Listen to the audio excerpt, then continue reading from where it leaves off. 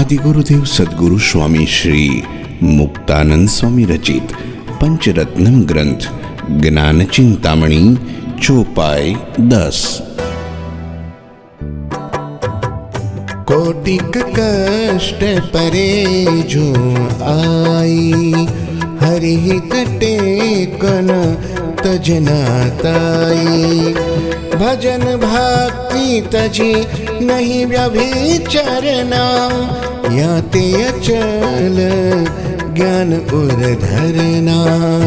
याते अचल ज्ञान उर धरना।